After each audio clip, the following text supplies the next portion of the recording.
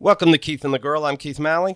I'm Chemda. We're bringing something new to YouTube. Next week, you've been requesting it, so you shouldn't be confused. Just be sure that right now you're subscribed. That's it. You know how to do it. Hit the bell. Smash that fucking bell. The Keith and the Girl YouTube channel. It's going to be a lot of fun. All right, let's get right to it. Chemda. Yes. How are ya? Chemda got COVID. Never left the house. She has an autoimmune disease, so she was very... Well, obviously you did, right? You did leave the house. You know who to blame. How are you feeling? I would like to revisit the origin story of my COVID very, very quickly because it's been lasting a while. Last Thursday, we had our landlord come over. We warned her, you got to put the mask on. We're still distancing, all that stuff. And she's like, I've been doing that too. No problem. Great. But our oven was broken. And our washer was broken. And I know New York, nobody has a washer dryer, but we did, right? So The washer's broken, the oven's broken. She comes over, she's going to replace the oven. Fantastic.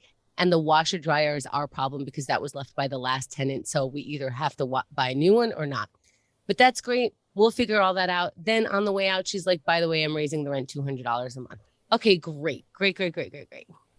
So then COVID hits me. And now I can't get the oven delivered because I don't want to risk anybody else, delivering the oven. So we have no oven. Then we can't figure out the washer dryer because we're foggy from COVID. And also we can't wash our clothes, can't go to the laundromat because, again, I don't want to get anyone sick. So we've no washer dryer and no oven. The rent is $200 more. And I don't think that things come at one time. Like, you don't just get COVID. You get COVID and you don't know how to do your laundry. You can hardly cook for yourself, and your rent goes up. And then the other night, I woke up in the middle of the night and I'm having trouble breathing. Not trouble. Yeah. No. Great. Yeah. Oh, no, everything's great. But I was worried about that because my autoimmune disease has to do with that. And also, I'm only working at half capacity with my lung because of the tumor that I had to get an open heart surgery to get to. And all this stuff. I have a frozen diaphragm, whatever. And now I'm wheezing. It's the middle of the night. I'm like, let me not wake up Xerxes. Let me see if I could breathe through it. But I have to consciously breathe. And I'm like, when is calling the ambulance time? I don't know. And I'm like, just relax. I swear I used one of my OMAT techniques and just relaxed. The plank? Focused on the breathing and just said, you know what? Right now I am breathing. Because if you're breathing, you're breathing. So if I have to consciously breathe, I took some medicine and everything was fine. And I'm still fine. I just want to say that nothing happens at once. That's bad. You can't just get COVID. You have to get COVID and shit yourself or something. So I'm glad that this time I didn't shit myself. Last time I got sick, I did. This time. No, you don't need more information on that, anybody. Okay. Last time she was sick, she shat her pants. That's all. So basically all I've been doing is doing Keith and the Girl stuff, OMAT stuff, and then just laying down. But I did revisit 2 movies and super quick movie. Oh, maybe we should introduce the guest. Maybe he has some thoughts on this. But I have a movie corner review that I think would be interesting. Well, we learned that you're not dead, so let's get into movies. Today's guest, fantastic comedian. You can find everything online. Ben Rosenfeld. Hello, Ben. Hello. Thank you for having me. I had anxiety just hearing all of that medical maladies. I feel seen. Thank you. Yes. But you saw a movie. We got to get right to this movie before we get to know Ben. That's the thing. You don't always have time to see full-length movies. But here, when you're incapacitated, you're like, what can we see? If we fall asleep, it's Netflix, it's HBO, whatever. I rewatched Groundhog's Day, which I always thought was boring. And I thought it was very annoying that he spent all this time trying to hit on a woman. And turns out I was wrong. He started off hitting on a woman, learned a bunch of lessons, and shit changed. Groundhog Day, great movie. Also, defending your life. Hold on one second. Okay, my turn for movie corner. Ben, Citizen Kane. I didn't see that yet. That's the one with the bankruptcy and it's in black and I'm just saying, Ben, E.T. You're gonna love it. I get what you did now. It took me an extra one. I'm like, oh, they finally want my opinion. No, hold Ben, you're a prop for our joke. What about, okay, so Defending Your Life, very old movie, but I always thought it was boring. And now that I'm more of an adult watching this, I'm like, oh, I get it. I get why everyone's stressed and shouldn't be. I get like how you get in that head. I understand both sides. I understand how they're not judging, but they are judging. Ah, so brilliant. So brilliant. Ben, Jurassic Park. I haven't seen that either. Wait until wait until that comes up. Oh my goodness. Keith, Kramer versus Kramer. Yeah, are you kidding me? Okay. Jurassic Park 2. Almost as good as A Few Good Men. Well, good for you, Chemda. You saw a movie that everybody saw. Yes. Decades later. Yes, but I resaw it. I've watched both of these movies. Yeah. She came to it as a different person with different experiences. Right. And COVID. Thank you, Ben. The COVID fog really helped her enjoy the movie. I'd like to know when she saw these movies in the first place. So Jaws. Now get this. I didn't see that, did I? I thought it's like this shark's like, I hate people very much. But it's not. It's about the mayor's incompetence. Oh, what else? Yeah, like I said, Ben, your stand-up is fantastic. You can see that his latest special is called Don't Shake Your Miracle. That means he's a father, of course. And I want to get to all of that. I have some silly big news also, Chemda. I used my air fryer for the first time. Holy shit. Do not give your review yet. First of all, yeah. When did you buy this air fryer? A year or two ago. Okay, a year or two ago. We don't know what time is anymore because, you know, the universe and COVID and whatever. Ben, do you have an air fryer? Yes. Have you used yours? I have not. My wife uses it. Okay. All right. Keith, what's your review? This is fucking amazing. Really? This is okay. I don't know if you guys know the movie 10 Commandments. No, this air fryer is so. See, I blame everybody who listens to Keith and the Girl for not telling me how easy it is to use my air fryer. I thought it comes with a thick book. I thought you at least have to put foil somewhere. You got to do something. I went, you know what? Fuck it. I'm just going to plug it in, turn it on, see what happens. I put in 6-hour-old fries, and they came out crispy. They came out perfect. This is life-changing. All you do is plug it in and set the timer and set the temperature. That's it. There's no extra step. I could have been using it with no problem for so long. Today, I'm gonna buy the entire frozen food aisle. I'm very, very excited, and this is amazing. And I didn't have a Keith out there to tell me this, so let me tell this to people new to the air fryer. Just use it. You don't have to sit down, read instructions. It's amazing. It should come with a quick guide. You know, some of these things, they have instructions, then they have the quick guides. And the quick guides should say, just do it. Oh, my God.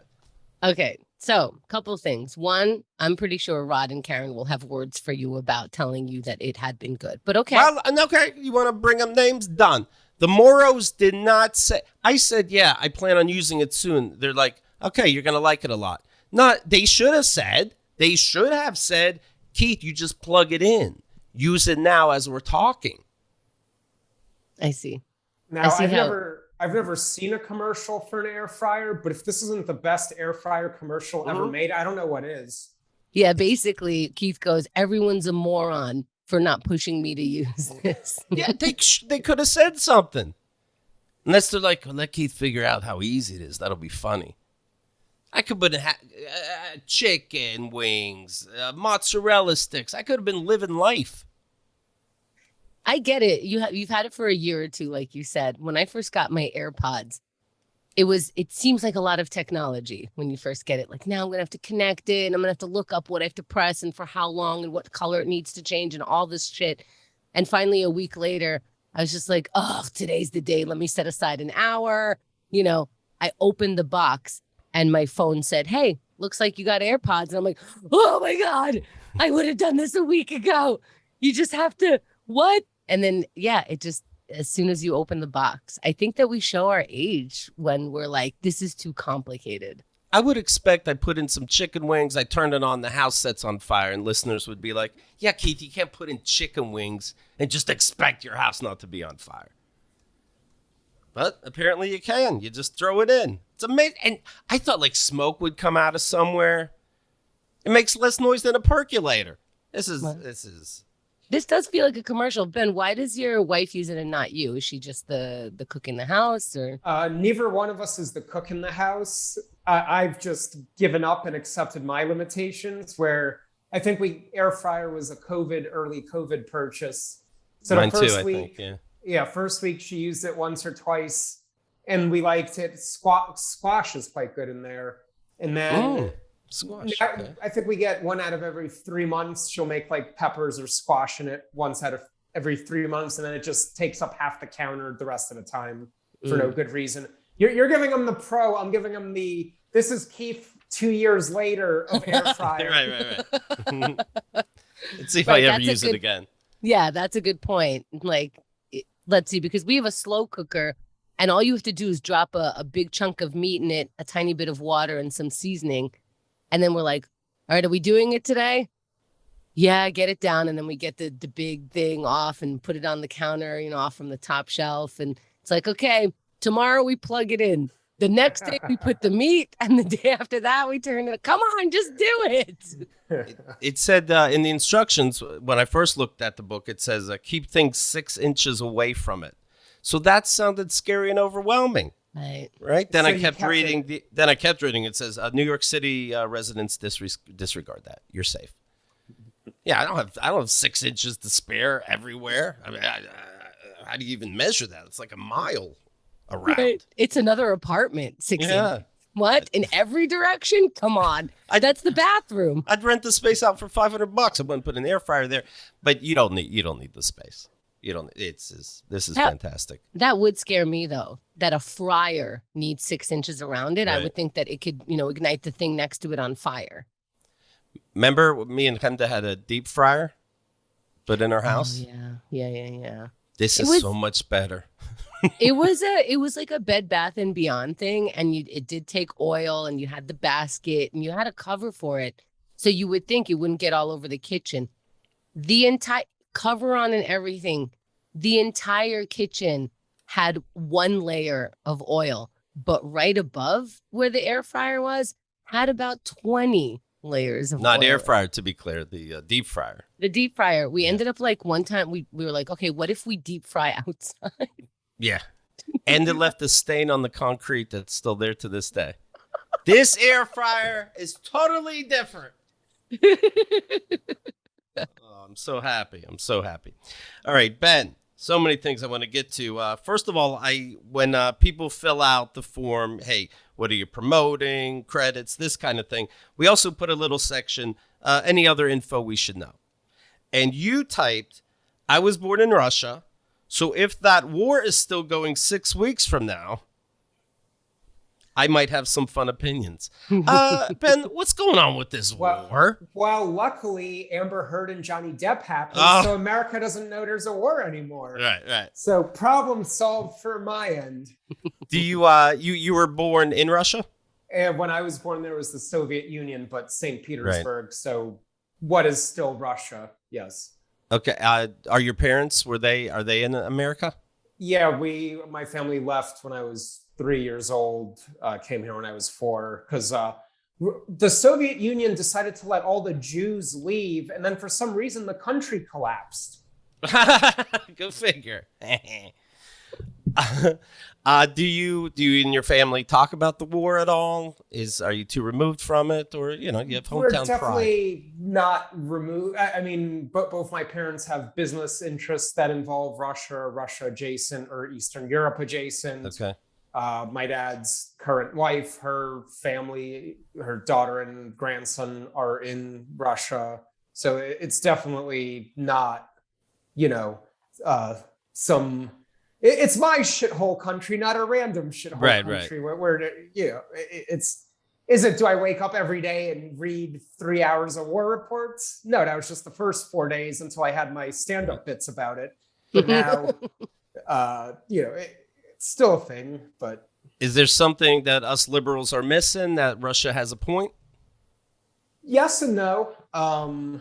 The situation is terrible. One thing, all wars look like this. This is just one of the ones with social media and white people, so people are more upset.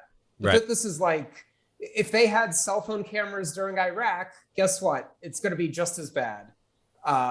The other thing, I don't think one of the reasons Russia gives for going in is the Nazis in Ukraine, Right. which there are Nazis in Ukraine, and it's basically like if the KKK was running regiments of the US Army, is kind of how it is. I don't think it's a real reason for going in, and Russia is just as anti-Semitic as Ukraine, but Ukraine also has its problems, and also both are quite anti-Semitic in their own way. Russia doesn't seem to be targeting the specific people, though, or specific groups.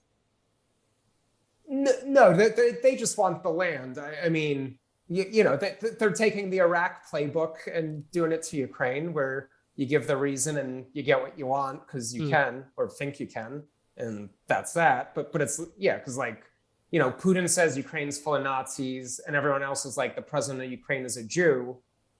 And to me, the reality is eventually both sides are going to blame us Jews for high gas prices. Right. You mentioned your dad's new family. How old were you when they got divorced? 10, because that's how comedians happen. Right. Yeah. I have stepkids, and I'm trying to. We're wondering if that divorce affected them. What? It didn't happen. My parents should have got divorced. They didn't. Why is it traumatic? Was it traumatic for you, and why? Yes and no. It was less traumatic in that once they got divorced and stopped living together, there was no yelling. So that was an improvement. I used to love that. When my parents would yell, my older brother would almost start crying, like, stop fighting. And I'm like, no, mom's telling him what for. Go, go, go, go, go, go, go. But the atypical thing with my parents being divorced is I wound up living with my dad and growing up with him, which is not common. But like when you're a kid, you don't even know what's normal or common. You don't even realize stuff. Did you choose that?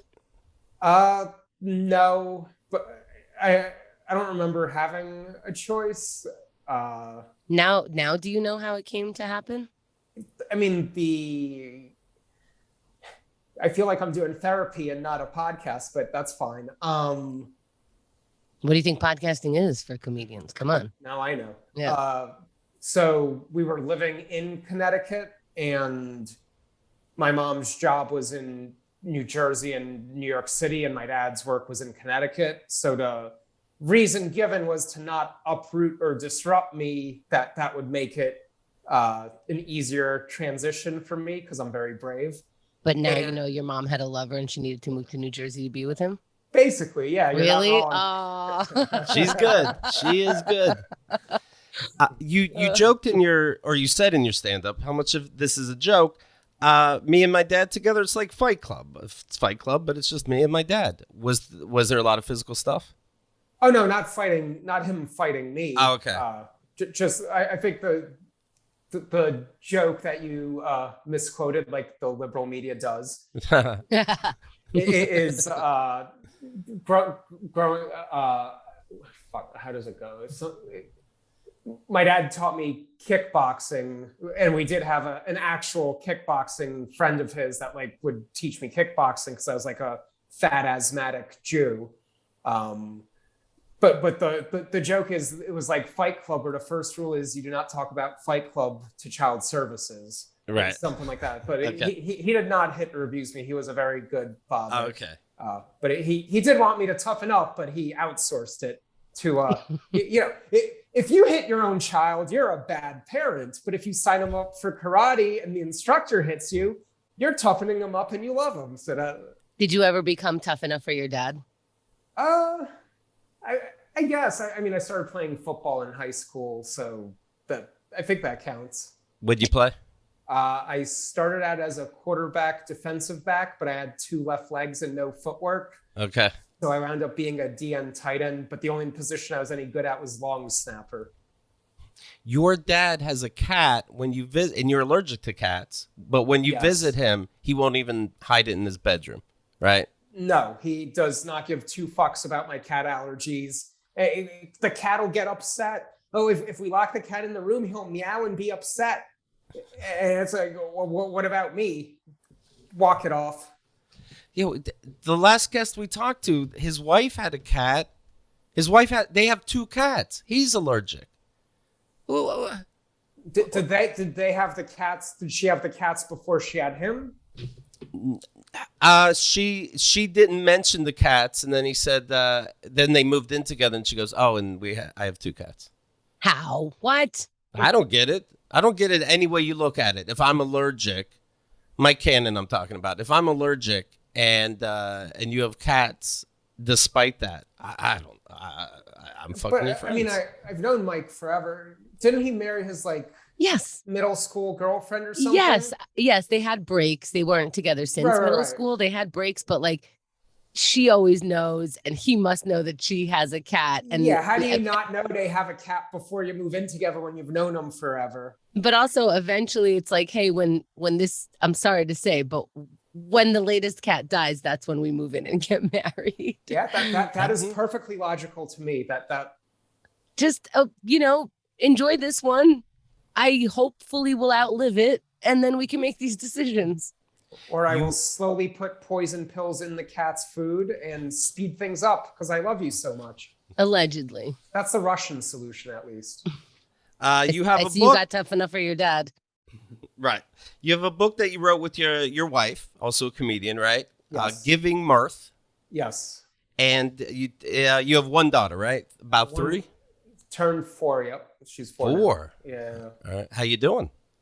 Depends on the day. When she's in school, preschool for 4 to 6 hours, I'm great. When I've been home in the morning and haven't started working for over 2 hours, I'm not good. Gotcha. Who is there a good guy and a bad guy? You and your wife? No, the 4-year-old is completely in charge of the house and runs shit, and we don't have a chance against her. Ben mentioned that when I look at when I hire a babysitter, I ask to look at their phone, and if the phone's cracked, then no, you're not watching my kid. That's Makes great. Sense. Makes And if the phone screen isn't cracked, you're also not watching my kid because you let me hold your phone. That's bad judgment. You would just give my kid to anybody, right? Are you debating about a second kid? No way. If we sell a sitcom that goes into syndication and we have nanny money, I would love 20 kids. But the way we are currently doing it, 1 is the maximum bet is like.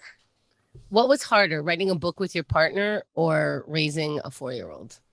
So far? Child books are. I've done 2 books. I have 2 books and 1 child. There's a reason for that. I'm working on a 3rd book. I'm not working on a 2nd child. How old were you when you met your wife? 29. 29 sounds right. How old are you now? 37. Okay. All right.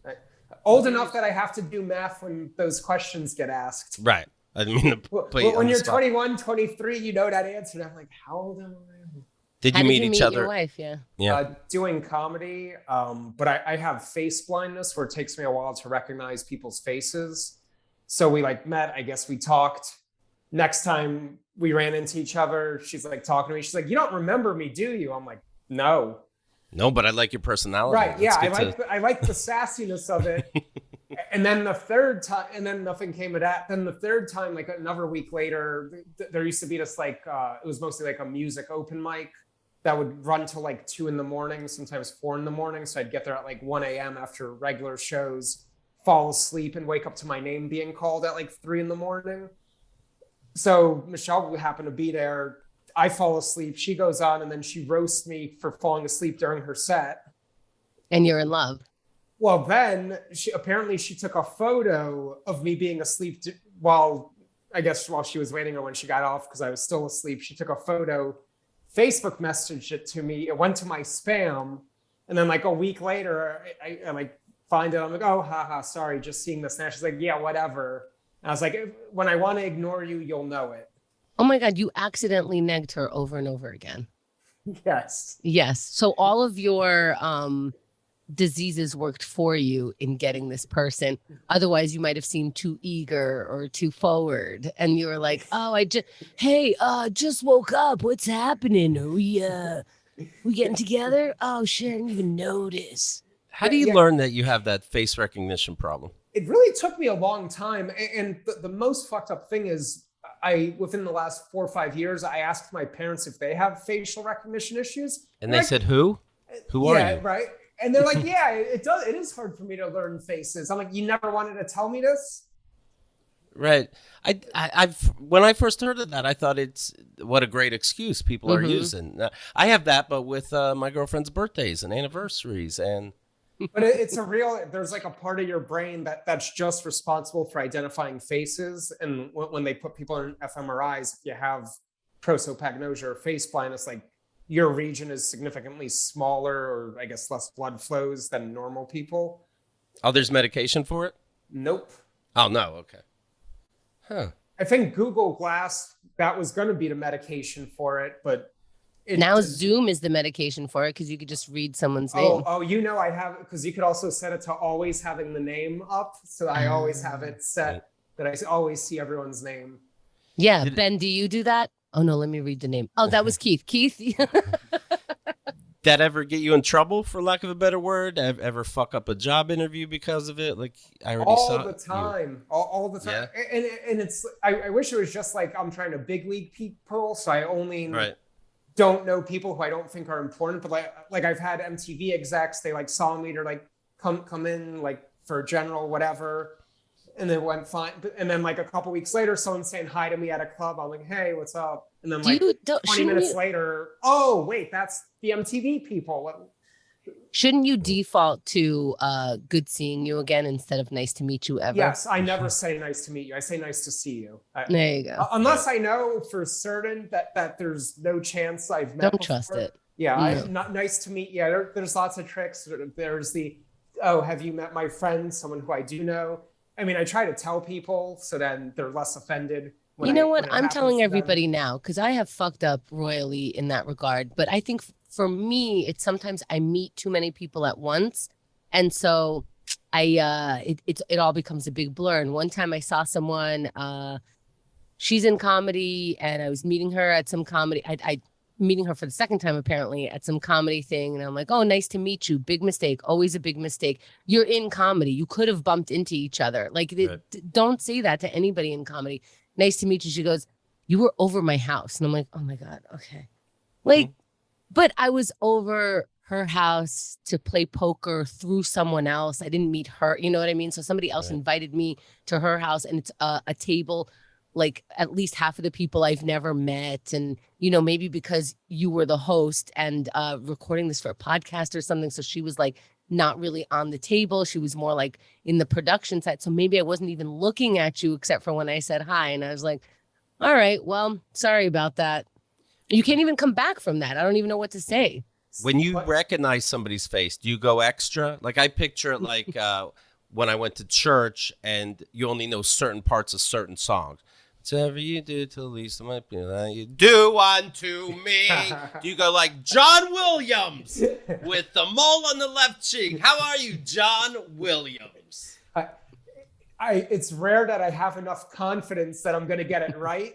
But yes, when I know, I do tend to attempt a little more John Williams.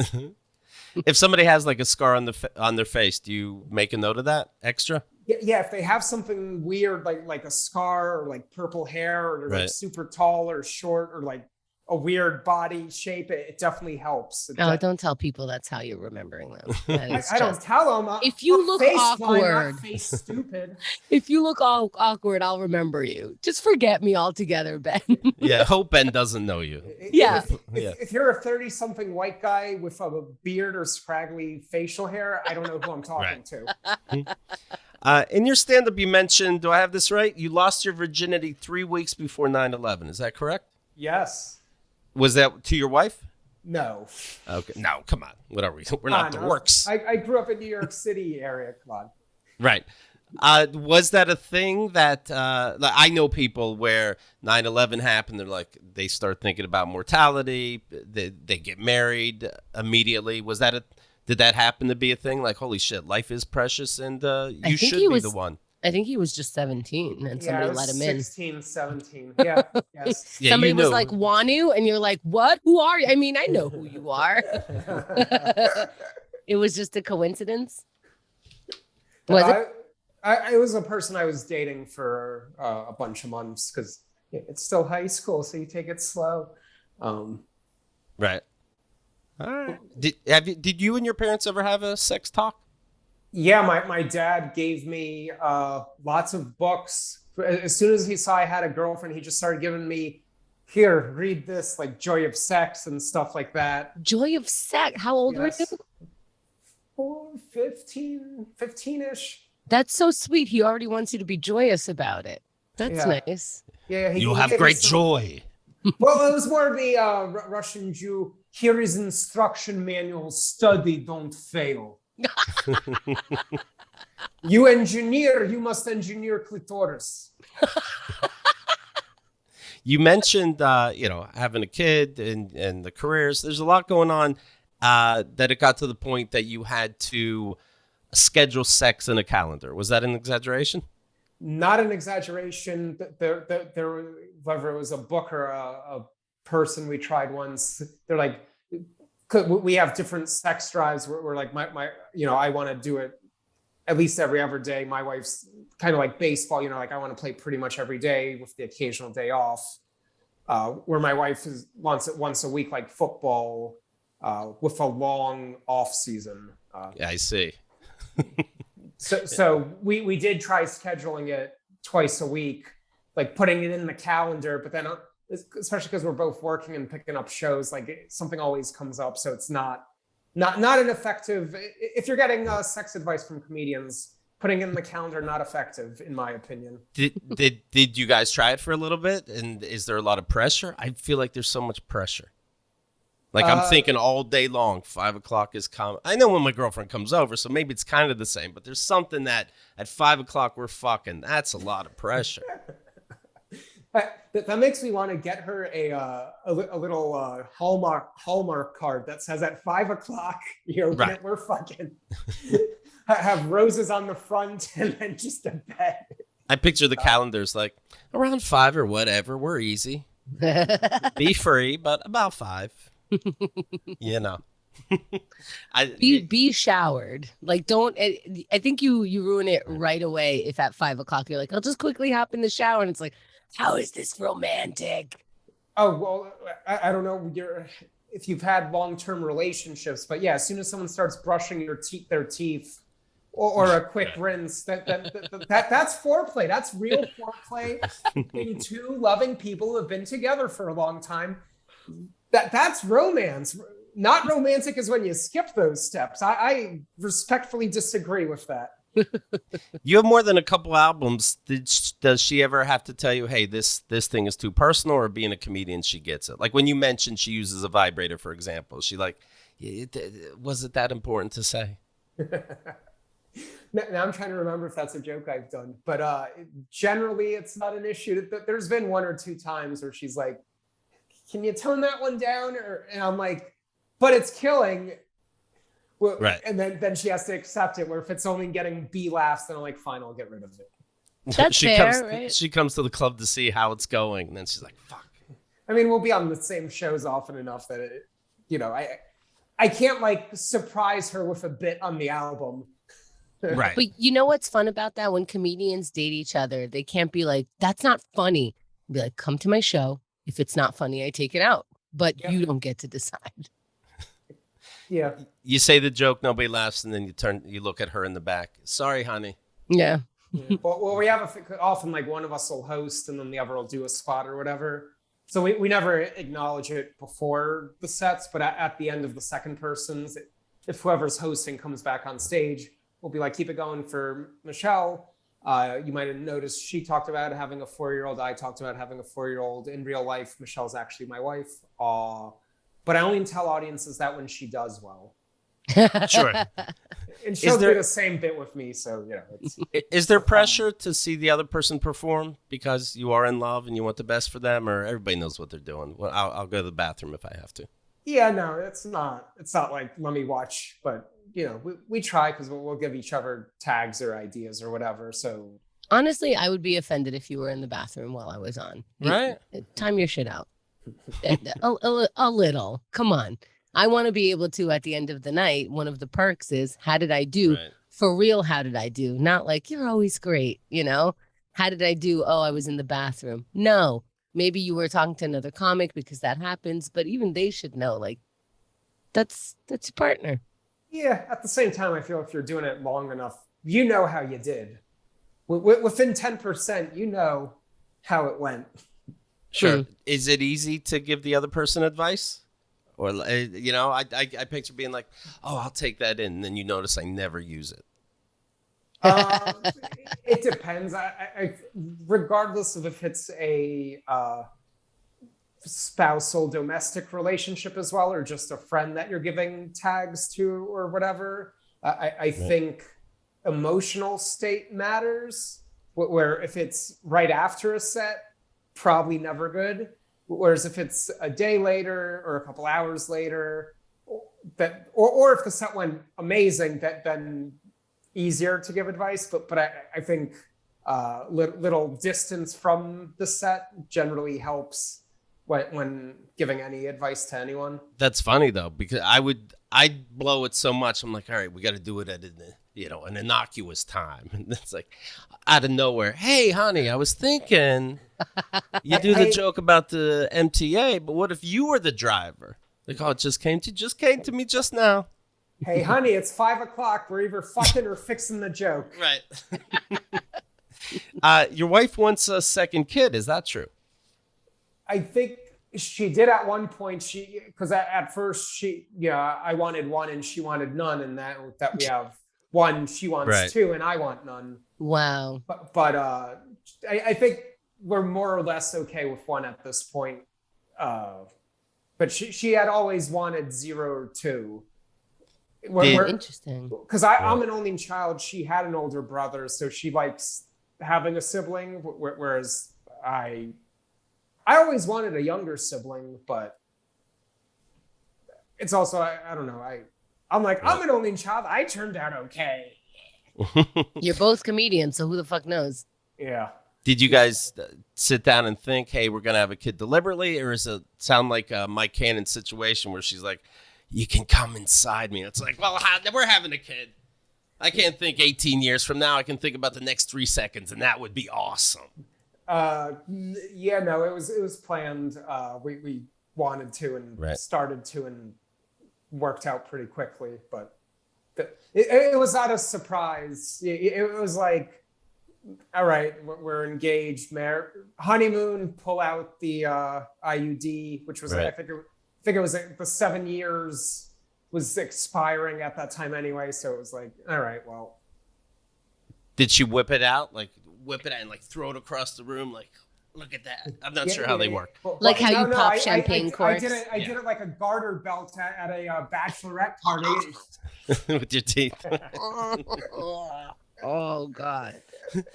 By the way, how weird is that? I think I just cured Chemda's COVID bite at Yes. She gagged so hard the virus came out. If somebody has hiccups, they're gone. I know that. What is that thing? What is that, by the way? At these, who takes the garter belt off? Who? I thought at the wedding. It's either the best man or the husband, right? Takes off the garter belt. I think the husband and the wife. Okay, you are correct, but okay. That's very uncomfortable. I don't. It is. Because I go, ooh la la. I mean, what am I supposed to do? I love it. Well, what they love have to see it. What you got to get every wedding videographer to do is have one camera on that and the other on the wife's dad, and then you split screen it, and that's the wedding highlight that goes viral on TikTok. Yeah, how did that even become a thing? Like to reach up your new spouse's thigh and then slowly take off a garter that's only there as like a sexual ornament, right? Like what else? Like it's not even attached to anything. It's just a piece of flair. And then you take it out with your teeth. I don't know, but you're wearing a white dress because of virtue and the idea of purity, and this is the only person. I don't need to watch your foreplay just because I just watched you get married. It's very, very bizarre in front of your parents and every aunt you never wanted to meet. Like, what? And the worst part is they stopped giving out tissues during the vows. So if you're not planning ahead, how are you going to do that one? Right. The book that you have, Giving Mirth. Yes. Like giving birth. Boom. There you go. Holy cow. It was actually, it came out before as New Parent Smell, but what nobody told us while we were like, you post to Facebook, like, which book cover do you like the best? Right. So it's New Parent Smell, like new car smell, but with a baby, but parents. But the illustration is both of us kind of like smelling our armpit with the baby in front of us. But no one bothered to tell us. It looks like we're both about to backhand a baby. So like a year into the book being out, and it's like, well, it's selling, but we're trying to run like Amazon ads to get more, because like there's not a lot of good, your friend's pregnant or just gave birth. There's not a lot of funny books, and this one's like an adult coloring book too. And we ran ads, and it's like, why is it we're spending $100 of ads to sell $60 of books? We have 5-star reviews and all that, and so it's like, it looks like you're beating a child. No one wants to buy or click on this. Right. So the new one is Giving Mirth, and it's us with a microphone and the baby's on the microphone, so you can tell it's stand-up comedy and jokes about a baby. And we're currently having an Amazon issue where apparently you can't change a book title without it having to be a new book, but if it's a new book, then the reviews don't transfer. But then if you unpublish a paperback, but only keep the Kindle and create a new paperback, then it'll link up still. Oh my God, I'm looking at the original picture. You do look like you're about to hit that kid real hard, like real hard. Holy shit. But the funniest thing is I Googled it, and the thumbnail on the Google Amazon thing is the old one, and you click on the old one, and the new one, of course, pops up in Amazon. So you won't really be able to do it. So your listeners might need to type in New Parent Smell for a little longer while I spend 3 hours a day with customer support. But sooner than later, it's called Giving Mirth, but New Parent Smell will also get you there. Is it as nerve-wracking as putting out a stand-up album, or because the book's already been out, this isn't a big deal at all? It's just annoying because all the hard work is done, but the last 1% of technical specifications, like there was 4 versions where the Amazon automated thing kicked it out because the margins are a little off, although they're not, but like you either have to bleed it to the end of the page, but even if it's line art, but it stops before the end, it gives them an aneurysm.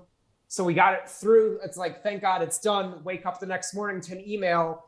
Upon our manual quality assurance review, the book spine is 0.002 inches off and has to be shrunk. And like, it just like. Oh my God. Okay. I'm now looking closer up at the picture. You look like you're going to punch the kid. Your hands are in a fist. We're smelling, because this is how you smell yourself. Smell your armpits. It just looks like you're monsters. Oh my goodness.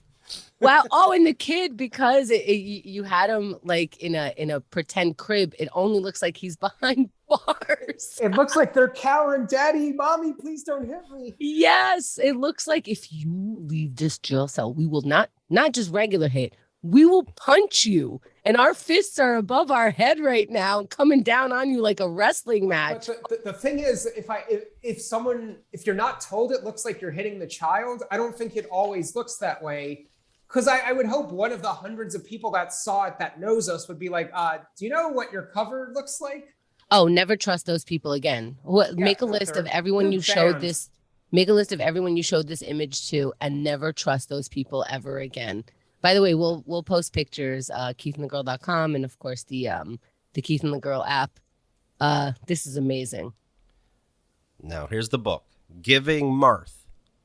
Get it, download it, It's sounds like it's half a coloring book. You ever paint on a cervix? This is very exciting stuff. Okay. I'm putting that in the Amazon reviews section. Get it? You ever paint on a cervix? This is for you. What color would I make the fallopian tubes? Make it your own. Make it your own.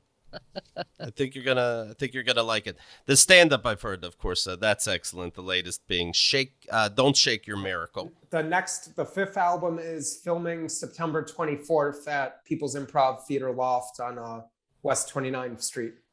Okay, where's the best way for people to get that info? If you go to bigbencomedy.com, later this week is when the ticketing link is going to go live. Maybe you two can help me. Mm-hmm. I can't decide. This is also a domestic dispute. I wanted to name at least if not the album, at least the recording, because sometimes you change it afterwards. Sure. I wanted to call it Geopolitical Dick Jokes for Kids. Okay. Michelle thinks that's too much and it should just be Geopolitical Dick Jokes. Because dick and kids is in the same yes, title. That's the hang up, kid and dick, but which I understand, but it's half the joke and less funny. Right. Don't pull the same people that you pulled for your cover, but that might take a pull. You know, also you don't just read halfway through, stop and be like, I got a problem. You read the whole title. You know what I mean? I had a Spanish teacher that was like, okay, when you speak Spanish, you don't say the blue car, you say the car blue, because the important word is car, so you say that first. But then I thought about but you don't just stop. I don't say the blue car and I'm done, or the blue.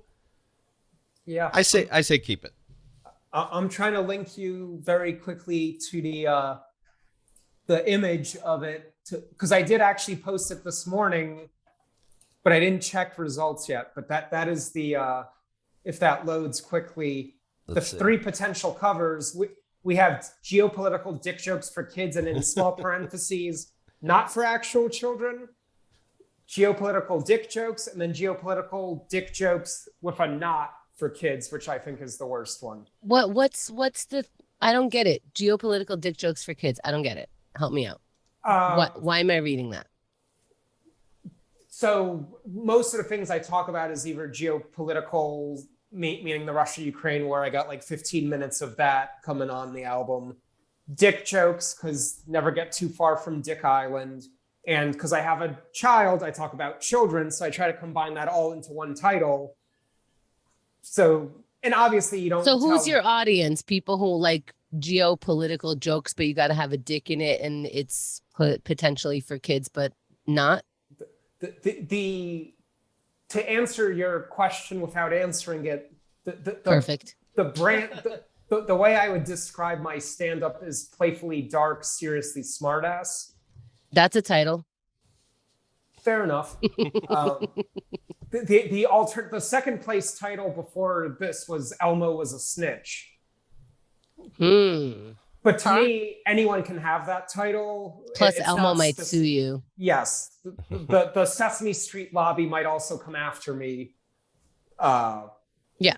Me and Chemda used to do kids' parties. What if you call it Red Monster was a snitch? Does that take out the poetry? I say geopolitical dick jokes for kids. Fuck it. Keith, are we unanimous? I agree. Yeah. Okay. Do it or don't. Do it or don't. Yeah. Why'd you even wake up? You know what I mean? Do it or don't. Yeah, like he said, check out bigbencomedy.com, and all his albums are streaming. Just type in Ben Rosenfeld. Ben, thank you so much for your time. It's good to see you. Thank you for having me. Good to see you as well. I got to put some frozen broccoli in a thing. Make sure you're subscribed to the YouTube channel. Exciting stuff. I bet you can guess what it is. We'll talk to you soon.